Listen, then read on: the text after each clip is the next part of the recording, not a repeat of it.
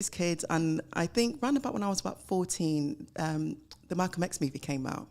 And I was like, wow, this looks really interesting. Yeah. You know, his whole life, how he came into the Dean, but obviously he went through Nation and whatever else first. But it just looked really interesting. It kind of piqued my interest in Islam generally. And then when I went off to university, I hooked up with a few Muslim girls. They were sort of born into the faith, Asian girls. And I was like, okay, this looks really interesting again. And I started praying with them. And I did my first fast in law school before I even became Muslim. I lost a lot of weight because we were breaking fast at law school. So there's times when I think fast broke around about 4 o'clock. 4 Easy days, yeah, right? Very easy. So these youngsters, they don't know about those days, right? Bless them, born in the days of summer. But yeah, so I fasted with them. I learned to pray with them. Breaking fast with them was sort of chicken and chips and a pizza. They would go home and eat. That's all I would eat, and I wouldn't eat anything else. I was like, yeah, I'm good. So, just being with them, and I think it was kind of a calling. I was just brought into the Dean nicely, and I sort of embraced. About 2 years after that, I took my Shahada. So did it feel natural to you that this is actually, it doesn't feel alien? Not at all. So I was raised Christian, and I was raised Trinity Christian, so we believed in Father, Son, Holy Ghost sort of thing, Black Church, all that sort of thing. But it just didn't sit right with me. Yeah. And I think a lot of that was because I knew that Christianity was brought to us as Africans through the slave trade. So I had a lot of issue with that. And it just wasn't sitting right to me from a spiritual point of view as well. So, and it's not to knock other people out there who may have a Christian faith or whatever, and it sits with them. But this was about my journey, and it didn't feel right. So I started sort of searching, and I knew of Islam as well. And the monotheism in Islam, the Bible talks about God being jealous if you have any sort of idolatry or link anything with him. But yet we had the Holy Ghost and Jesus. How does that work? How does it work? Yeah. It just didn't, and I'm an intellect, so I just couldn't get my head around it, and spiritually it just didn't feel right. And I tried to go back into church as well before, embracing the Dean. And I remember being with my auntie once, and it was like a big church convention, and I was there, and I just in floods of tears because I was like, this isn't right.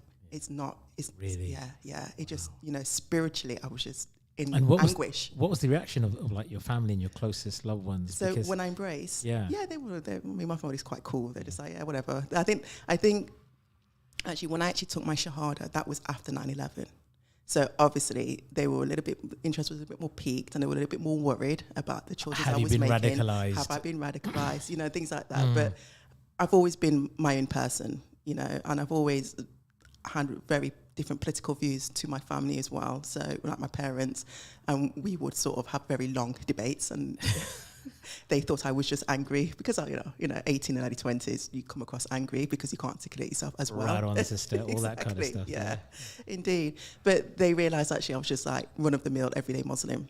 So there was nothing to be worried about, and I think they were comfortable with that. You know? And I had my relationship with God, and that's what it comes down to at the end of the day. They were happy I had a relationship with God.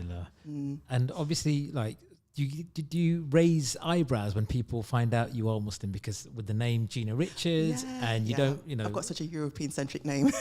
So they're like, didn't know you're a Muslim. Yeah, it's like, so. It's quite interesting. So people who have the Rastafarian faith assume that I'm Rasta because of, got a lot of hair on the scarf. And then everybody else just assume I'm Christian because I'm from the Caribbean, so obviously I'm Christian. But what they don't realise is actually from history, a lot of us that went over on the slave ships were from West Africa, and therefore we were already Muslims. Yes. And the Moors who escaped into the mountains and so that were never indentured actually kept a lot of their Muslim faith. Obviously it got watered down and things were different, but if you go back into the country and if you have an understanding of Islam and of Africa, you realise that a lot of things that we're still doing are actually Islamic actions. There's a podcast right there, I think. Definitely, we need to think, educate some of our youngsters, because I think it's really fascinating, because people like me who are born into the religion, but we still have East African heritage. Yeah. Coming over from India into East Africa, we don't really understand that. And then I think the more you look into the history of slavery and how the natives were taken from Africa into America and the Caribbean, a lot of things were forced upon them. And if they didn't accept it, for example, if they were forced and they were beaten, they were abused and treated absolutely horrendously, that they had no choice but to accept whatever was being pushed onto them. Exactly. Yeah. Okay. That's fascinating. So like I said, there's a podcast in there somewhere. So I don't know where to start because there's so many things. Mashallah, you do so much. You're a businesswoman, you're a lawyer. But let's talk about becoming the first black president of the Leicestershire Law Society. It's a big deal. It's a huge deal. And trust me, I was asked years ago and I said no, because my firm was still quite young and I knew I wasn't in a place to sort of set it up and meet the duties that come with the role. And then I was asked probably another 2 times, I kept saying no. And then when I finally said yes, and I was like, okay, so I've got 2 years to prepare myself, because you go through a process. You start as deputy vice president, then you become vice president, then you become president. So I thought, okay, I've got 2 years to prepare for this role. But the closer it came to me being president, the more dread I was feeling. Really? Because I was like, I have the weight of my community on me. I've got to do this right. And if I get this wrong, people are going to be like, yeah, we shouldn't have let the black person in. I think there's always that fear, because in any industry, any sector, whatever you're doing, regardless of if you're the first or at the absolute pinnacle, the scrutiny there seems to be amplified. Exactly. So whether you make a mistake, it's like, oh, why did you do that? Yeah. What happened here? Yeah. Oh, it should never have happened, sort of thing. Yeah. So, okay, yeah, just asking if you can slightly twist them out. I can hear it perfectly. Yeah, so, being the first, so how do you actually become president? Is there a voting procedure? Is there an election, or are you nominated and just recommended? You're nominated. So by whom? Other people who are already within the Law Society. So this is the local Law Society, Leicestershire, and we cover Leicestershire and Rutland. And people who are so it's set up with a main committee who are sort of like the shareholders. They're the ones that you go to and make sure that the governance is running correctly and whatever else. But there's also the exec. So you're the ex officio members, and that's made up of a chair and then the deputy vice president, VP, president, and immediate past president, and a treasurer. And they're the committee who recommend who they would like to be the next president. And is that done on the body of work that you've done within the legal profession, or the things that you do outside, like charity work? I think it's a mixture. So, they would have known of me because I sat on the main committee, and it's quite interesting is that the same year I came on the main committee was the same year they asked me the first time. So obviously it meant they must have seen something in me, and I must have been giving something that they thought was good for the society. Then they also see that, you are a solicitor. How are you respected within the legal community as well? Hopefully I've got a good reputation. I'm still maintaining it. But and the other thing is that they look for certain skills. So, it's a not-for-profit organisation. You have to have good governance. You have to have ideas. You have to think about how you're going to attract other members and attract funding as well. So you need to get patrons on board and things like that. So it's helpful if you've got a bit of an entrepreneurial background as well, or you've got business contacts to bring more money into the sister society. Why do you think there hasn't been a black president up until now? I think it's a political thing, and I think when I've there's very few black-owned law firms in Leicester, although there are a lot of black solicitors. But when I've spoken to people in the past asking them to join the society, they've always been like, "Oh, it's a little bit too white for me," and I think it's because I've never felt welcome to be there. But I'm very much about breaking down barriers, and I very much. I hadn't noticed that, honestly. Thank you for making that. But was it? So when you say it was a bit too, white for them, was it all about secret handshakes and sort of? I think that's how they saw it. Yeah, and it's a boys' club. Deals under the table, exactly. Sort of thing. Yeah. But we've had some really strong women over the past few years. So we've had Mahmouda Duke, who's just stepped down as High Sheriff, who's absolutely awesome, And then we've also had Bushra Ali, who did quite a lot around diversity as well. And we've had Glenys Wright as well in her own right, who's a force majeure. so there's a history of Muslim women heading up the Law Yes, Society. Yeah. So there's been a few of us, and over the past 17 years, I think there's been 10 women. And getting in there, they've tried to make changes in their own way as well, and to make it a little bit more open for other people to join the society. And within the Black African community here in Leicester, what's the reaction been to seeing someone like you as the president of the Law Society? Well, I had my first event in Black History Month, because that's when I actually took over presidency, and I thought I'd do an event that spoke about the contributions of the black community to law in the UK. So not just lawyers, but anybody that's actually touched the law and and sort of lobbied for change and things like that. And I was amazed at the number of black solicitors that showed up to that event, because I didn't actually know there were so many of us. Really? Yeah. So it meant a lot more, felt comfortable to come out of the woodwork, put their heads above the parapet and join into the event. Okay, brilliant. We have in the studio today Gina Samuel Richards, the president, first black president, might I add, of the Leicestershire Law Society. She's in the studio. If you've got a question about law, about her work, or anything in general for Gina, drop me a text on 077 488 55055. So in terms of the presidency, how long is your term? It's a year. 1 year. And can you get re-elected, or is that it? No, that's it. I think there's something in the rules that say the president can extend for another year, but I don't have the energy for that. Do it. Come on, do it. Make your own rules. So what is the ambition for you when it comes to October of this year and you're handing over the baton to the next president? What would you like to have as, I don't want to say legacy, but something which... legacy. I've been using the word. Yeah. And I've made it very clear from my first speech, this is about building legacy, because I'm really keen to get more young people looking at law as a profession. I mean, alhamdulillah, currently coming out of law school, there's more than 51% female graduates. There's also an increase in people from ethnic minority backgrounds as well, which is great. But I want to see them in really good positions. So traditionally, to become partner or director of your own firm, of a firm, you pretty much have to open your own firm if you're of a minoritized ethnic group, because there's still you're that not glass going to ceiling. get a partnership. You're not going to get it. It's still too difficult. And I want to see... Why is that? It's England. Okay. Moving on. To be honest, look, I keep talking about representation really matters, and it really, really does. And if we keep putting things on television that depicts us in really silly ways or negative ways, and I say us as if in minoritized ethnic people, then it's just, that's all people see about us, you know? So I kind of look at some of the, I can't remember the names of those sort of soap shows and stuff that I've been on, and so-called comedy, where they actually have black and Asian people take the mick out of themselves on TV for everybody else's benefit. Those sort of shows really annoy me, because we're much better than that. We're much better than that. Absolutely. Yeah. So I know what you mean. Right. And I'm very much about stopping our children from watching the sort of shows that shows us in a bad light. Yeah. You know, because representation 100% matters. We need to see ourselves doing a lot better.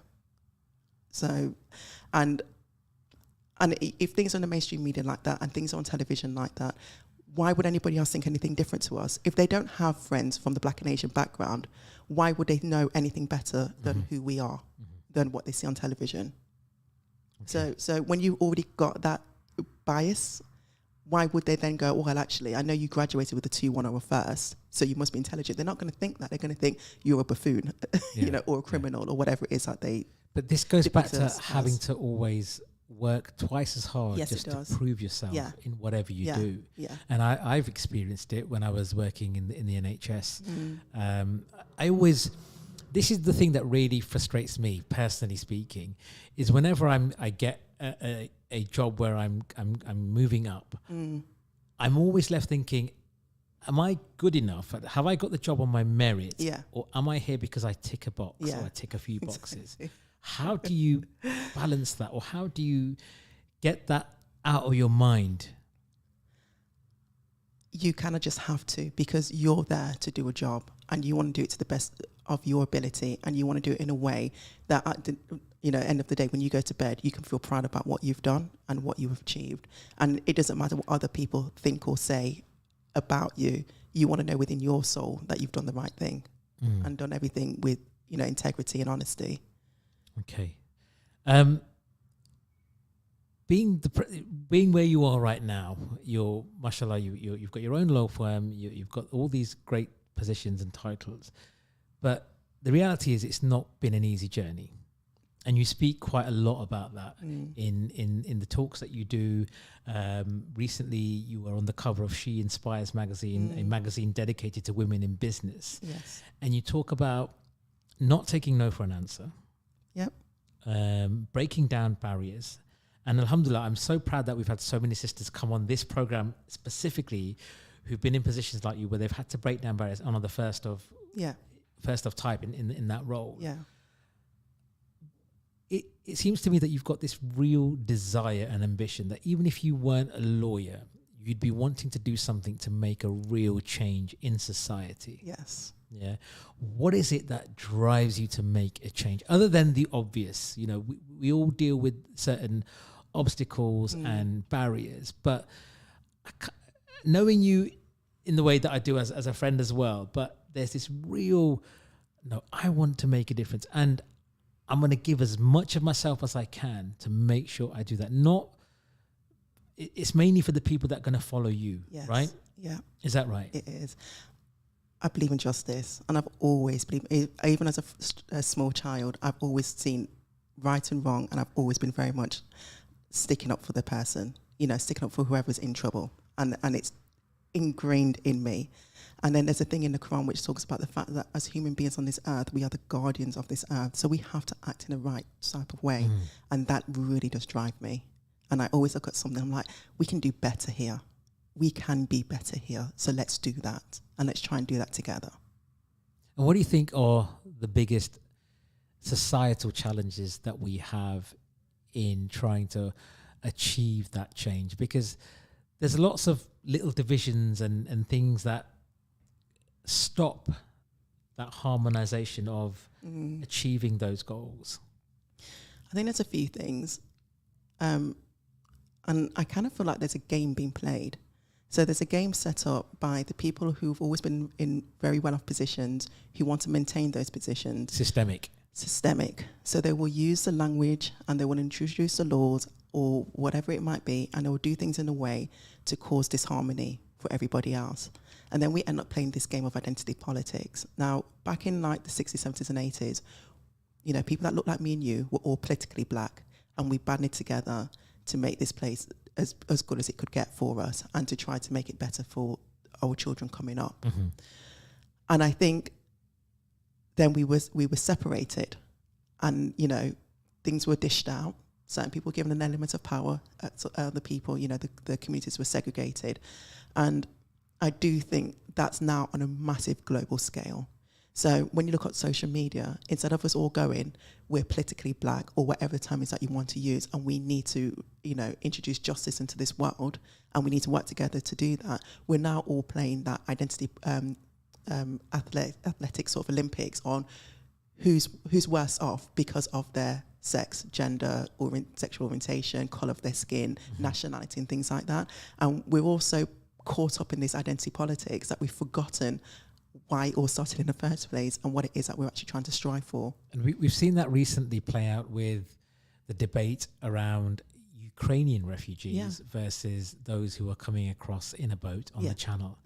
And why those, that they're seen as invaders. You know, and that's coining a phrase used by the Home Secretary. And that, again, it's intended to create not confusion, but an argument within group to say, actually, you're less worthy, or I'm more worthy, or and okay. And then when you look at statistics say that immigrant communities actually work harder, add more to the to finances of the country, and take less out. You know, and then they work really hard so their children become, and I know the stereotype that we, you know, within our communities, all our kids are doctors, lawyers, accountants, etc., etc. But there's a reason for that. It's because we want better for the next generation, and we want them to actually contribute to society as well. We're not here to just take, you know, and that's a major issue. Okay, yeah. So, wow, interesting stuff. I want you to tell us a bit about how you balance everything from being a businesswoman to being a lawyer and then doing everything else that you do. How do you manage your time? Sometimes you just have to say no to things. But also, and alhamdulillah, my husband's really good. You know, he works from home. So what's your husband's name? Vernon. Vernon, shout out to Vernon. Hi, babe. So he's very, very supportive as well. He picks up the slack when I'm not around, and you know it works both ways for us. You know, before COVID, he used to travel a lot for his work, so I would do the bulk of the heavy lifting. This year, he's doing the bulk of the heavy lifting, but we always try to find a way to work around things. And, the kids, sometimes I just take my daughters along to events as well, like, come on, let's go, give that a break, things like that. See, there's another podcast there, heavy lifting in marriages. You just have to find a way to work through, All right, we've got some messages coming in for you, Gina. This one's from Rehana Sidat. We all know Rehana. Thank you so much for sharing. So proud of you, Gina, mashallah. Trailblazer in so many fronts. Absolutely, here. Well said, Rehana. Thank you so much for your message. If you've got a message for the president of the Leicestershire Law Society in conversation with me today, this afternoon, drop me a text on 077 488 55055. And I'm just going to give all of our listeners a very quick reminder of the Spiritual Care Centre appeal by Leicester Hospitals Charity this year. Ramadan Radio is supporting Leicester Hospitals Charity in their quest to fund and build a new spiritual care centre which will be housed at the Leicester Royal Infirmary. It's going to be an incredible space for everyone to use, from hospital staff, patients and the wider community, as a place where they can go and reflect and think about and meditate and use it as part of the healing process for their loved ones and the community. So please go on the justgiving.com page, Ramadan Radio 2023, and donate whatever you can. It's going to be absolutely incredible. I've seen the stuff, seen the pictures. Go check out the University Hospitals of Leicester website for more information and give whatever you can. Right. I want to ask you about your time in law. So you've been a lawyer for how long now? I think I'm qualified 15 years this year, something like that. 50 years, mashallah. And you've had your own practice since? We set this one in 2016. 2016. What is the frustrations of the legal system for you? The delays, the slowness of everything. And sometimes I think judges don't quite listen. Do you reckon it's an ego trip for judges? Because they've worked so hard and they're there, they think, right, I could do what I want, make the decisions that I want to do, and that's it. Not all judges. Some judges I really, really respect, because even if they don't rule in my favour, I know they've really thought about the facts. They've read the papers in advance, which is amazing, because they are really overworked. So the fact, if they actually read a bundle beforehand, are able to tease out all the issues, it's a bit of a miracle. Yeah. And most of them make really sound decisions. There are one or two judges who, for the life of, we just can't figure out the decisions that they're making. What's going on? We've got one judge, which not in Leicester, thankfully, but we've got one judge that we come across who we think is probably ought to be a priest, because he's very much, let's all just get along, and sometimes it's like we can't in this situation. You have to make a decision. You have to make a decision. Yeah. So the delays. Other than that, what really winds you up when you're practicing? I think it's a slowness for the law to change as well. So I've been working in family law for most of my qualified time, and a lot of the work I do is around domestic abuse work. And for quite a long time, we've been saying domestic abuse is not just about hitting, and it's not just about violence. There are other elements as well. And the law's been very slow at changing and recognising the other issues that come into play, like financial abuse, emotional abuse, and control, coercion, things, all of those sort of things. And it's been really slow at getting that done, and it's been really slow at recognising that people who have been in those situations actually need assistance and funding to help them to access justice. Do you think that again is part of that systemic game that's at play to keep certain people down, or certain people who are in certain situations not being able to access the justice or the help that they need? I'm not sure that's part of the game, but the language that they use is definitely part of the game. So to justify pulling funding to these people that really need it, and I'm telling you, when I first started in legal aid work, pretty much both sides could get funding to access a solicitor. Now it's really difficult for people to get it, and it's actually caused a lot of mayhem in the law, in the courtroom itself. You've got people representing themselves that don't have a clue about what they're talking about. They come from a very emotional point of view and not from a legal point of view, and we end up with adjournments unnecessarily. And sometimes we have judges actually joining to get people to actually go and get legal advice, and they don't, because they can't afford to access it. And it causes a lot more problems. You get a lot more applications being made that shouldn't be being made, and it's really quite difficult. Is money a barrier to accessing legal help? Absolutely, it is. The court fees alone. So if you want to start a children application to get contact with your child, it's £275. Wow. That alone paying for solicitors to represent you. If you want to start a divorce, it's £593. Ooh. Yeah, exactly. It's a massive barrier. It's very, very difficult for people. Okay, so we've got a question coming in for you now, Gina.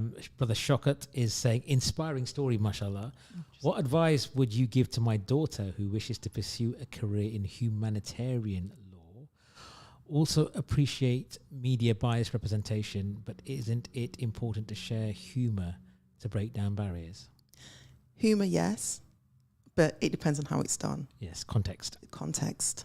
Yes. So, in relation to the advice, humanitarian law. So, I would say all law is humanitarian. It's all about. Good answer. Yeah, unless you're talking about commercial law, it's all about humans and their lives. So I would say that. But with anybody, I say try and get work experience anywhere you can, any law firm. It really doesn't matter. Just get some work experience and get an understanding of what the law actually looks like and how it actually works, because you want to know what you're getting yourself into. Okay, so we're seeing a lot of interest and a lot of talk about degree apprenticeships now. Yes. And I'm not sure if there's any within legal or law, but is that something there is? Is that because my daughter was looking into this, funnily enough, and she thinks I'd like to look at a degree apprenticeship. Is that something maybe in the future AGR law is going to offer? Putting me on the spot. Actually, we actually have somebody on the degree apprenticeship with us right now. And it's going quite well. And I quite like the degree apprenticeship because people who have an appetite for law, who are quite intelligent, may not be able to afford the fees. Yeah. So when I was going through law, I was one of the first years to actually have to pay university fees, and they were quite nominal at the time. But now you're talking about $9,000 a year university fees, and then an LPC year is at least 10,000 at least. Wow. Or more. And then you've got to talk about living costs on top of that. So that's a barrier in its own right, if you come from quite humble beginnings. So a degree apprenticeship means you can work, you get paid, and you get supported through. You get the experience. I think that's what employers really appreciate, is the fact that after 3 or 4 years, you've got someone who's ready to really take things forward within the business, rather than a graduate who's still wet behind the ears and doesn't really understand anything other than a textbook. Exactly. So Amara, if you're listening, degree apprenticeship. By the time I come home, I want to see 2 applications done. Oh, amazing. Right. We're in conversation with Gina Samuel Richards this afternoon on Drive Time. This is Ramadan Radio 077488 555 sorry, they're just making me laugh. He's looking at me. 077488 55055 is the text number if you've got a question for Gina around law, getting into law, studying law, or maybe just something relating to her time as president. On getting into law, what advice would you like to give our young Muslim people, especially the sisters?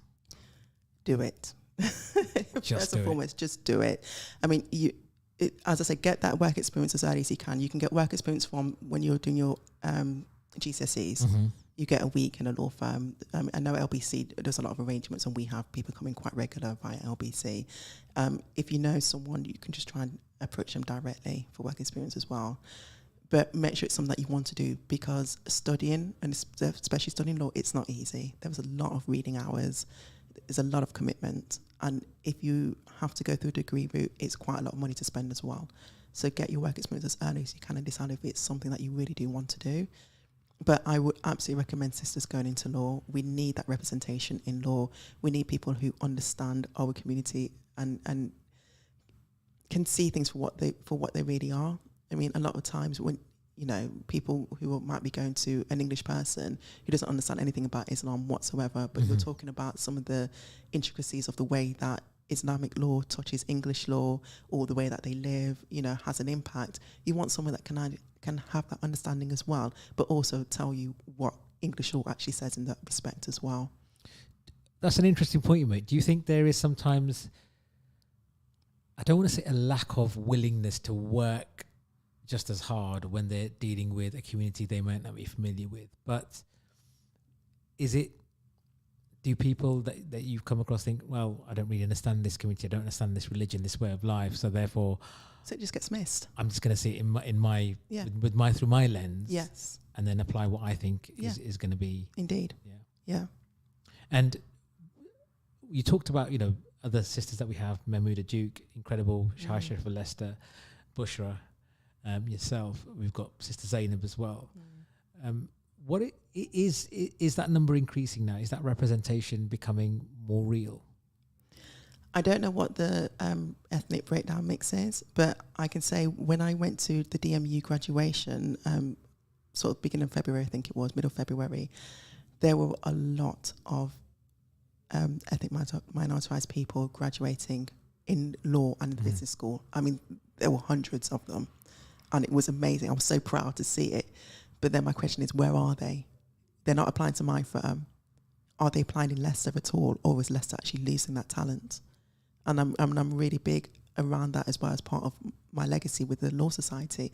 I really want to see Leicester retain a lot of this talent. And actually, compared to national statistics, Leicester's got the highest youth population than anywhere else in the country. So that's a whole pool. Really? Yeah. So it's something like 30%. So that's a lot of talent there that we need to be tapping into. We can't be losing them to Birmingham and London and Manchester and places like that. We need that staying in Leicester. And all of these students that are graduating, they've come into Leicester, the graduate, they're trying to find a way to retain them in Leicester. Okay. So yeah, if you're thinking of doing law, do it and stay here in Leicester. We need good lawyers. Yeah. What's it like running a business? So the legal stuff aside, putting your entrepreneur hat. It's a lot of didn't you win an award for being or a finalist or something? I was finalist for Female Entrepreneur of the Year. Wow. And mashallah. Congratulations. Thank you. And then in 2019, when our firm was only 2 years old, so when we started as a consultancy, and then we became a law firm in 2017. So by 2019, we won Small Firm of the Year with Leicestershire Law Society as well. Okay. So we did a lot of work. And what's it like? What has business taught you about law, and what has law taught you about business? Well, law taught me how to write a contract. Make sure we get yourself paid. At all costs. But learning business is a different feat altogether. Being a lawyer, you're a technician. But being an entrepreneur is something completely different. And we have had to learn a lot. So you're learning about marketing, you're learning about business forces, you're learning about economic forces, you're learning about how changes in the law actually affect how you run your business. HMRC, oh my God, the bane of my life and every business owner's life. So what's the plans then? Do you want to open up smaller, more AGR practices, branches? I don't know. We've got a second office anyway in Northampton. We opened that quite quickly, and that's where my other business partner is. I think I'd like to just see it grow. I'd like to see more staff, more young people coming through and being trained up. I think eventually I'd like one of them to want to take over my seat so that I can go off and do other things. Such as? I was thinking about going to the bench and becoming a judge. Okay, yeah. Judge Gina. But I quite like the work I'm doing in civic society as well. So I've got this weird thing in the back of my mind going politics, but I don't know if it's going to be politics small p or running. I don't think there's such a thing as politics with a small p, Gina. Yeah. Well, I don't think whatever your intention, you're going to get sucked into it, and you know that. I don't see myself running for member of parliament or anything like that. Why not? Because you said we need more people who understand this. But I also want to be true to myself and true to my community and say the things that I need to say and have those things heard.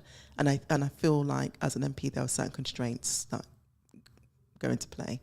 So do you think going into politics there is that sense of wanting to do right for the people? Yes. But somehow politics as a system, as an institution, isn't quite clean enough?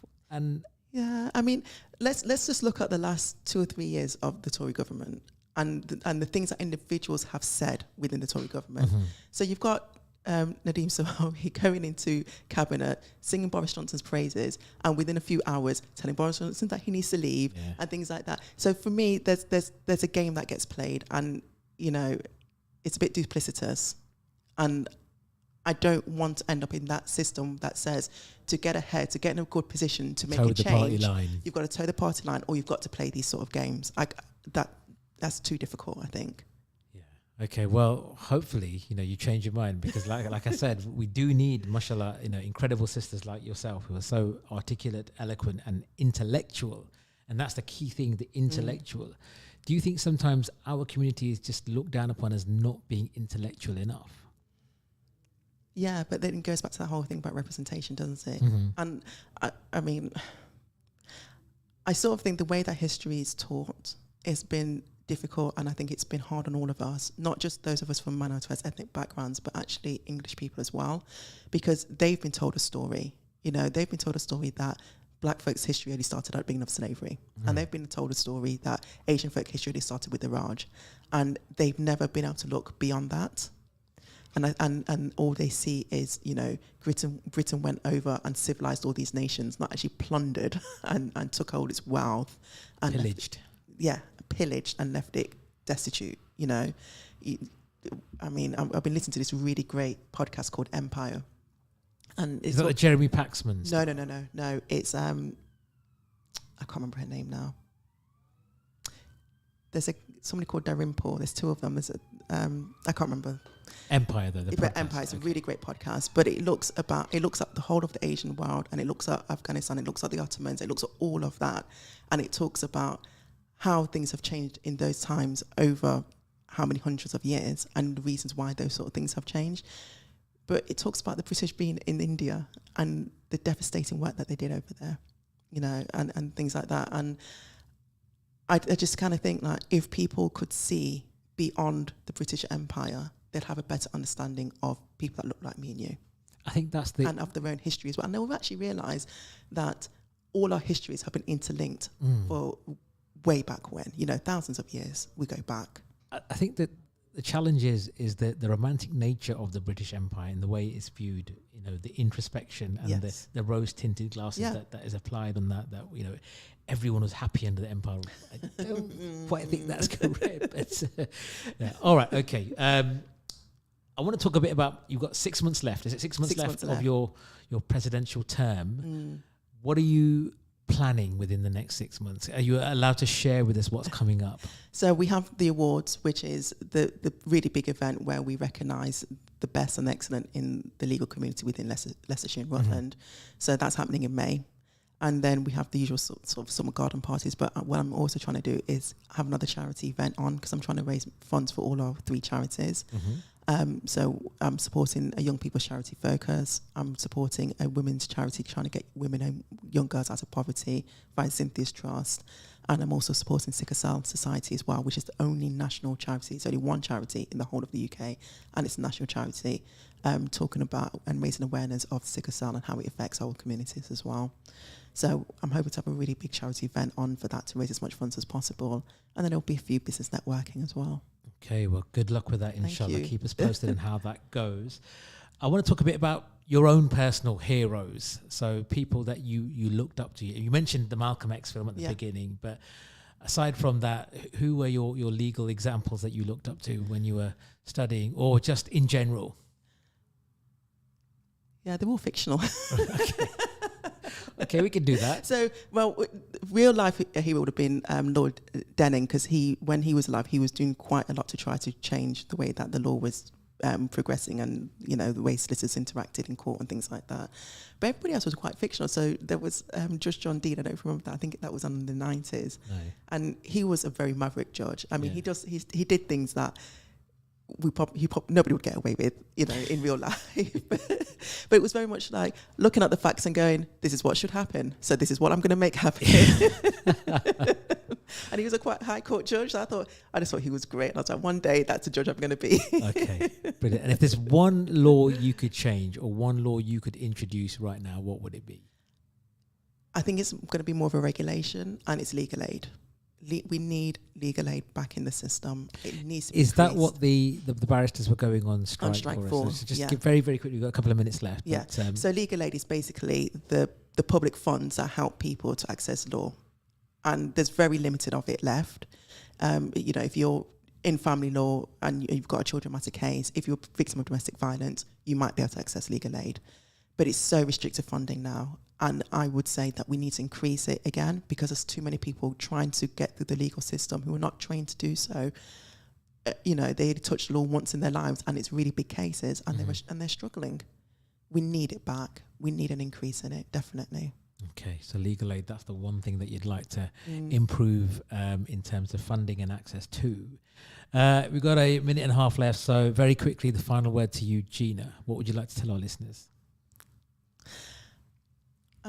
I think if you were a young female out there thinking about your career, I would say go and get as much work experience as possible. Use those 3 weeks that you have from school and try your hand at everything and get a taste for things. Don't feel that you need to be pigeonholed into certain job roles which are going to assist you in later if you're having a family. You will find a way to break down barriers and you'll find a way to juggle your family life with your career life later on. There's always a way. There's always a way. And I will say to my brothers out there, please be an ally to the women in your life because we only get real change if brothers are allies to us and are happy to advocate on our behalf as well. It's a joint thing, right? It's a joint Everyone thing. needs to be pulling in the same We all have direction. to work together, yes. Okay, well listen, Jazakumullah khairun for coming today and giving us some of your time on this Bank Holiday Friday. I hope you've enjoyed listening to it. Get some messages. Actually got a message from Kenya. Oh. And it was so brilliant listening to you and Gina, but it's time for Tarawih, so he's going to pray Tarawih now. Ladies, gentlemen, folks, I hope you've enjoyed listening to our incumbent president of the Leicestershire Law Society, Gina Samuel Richards, Sister Gina Samuel Richards. I'll be back on Monday, inshallah. Make sure you keep us tuned to Drive Time, where we're going to be having some more fantastic guests for you to listen to and learn from. Quick text in. I've been practicing, alhamdulillah, for over 10 years in the docs. I do commercial law, and diversity isn't just an issue at entry level, it's an issue that affects lawyers at fairly senior levels of promotion. And I've lost that message now. What advice would you give to... Well, we haven't got time for that, but thank you so much to that listener for that. Inshallah, next time, or maybe we can answer that privately. But stay tuned, stay safe. Assalamu alaikum wa rahmatullahi wa barakatuh.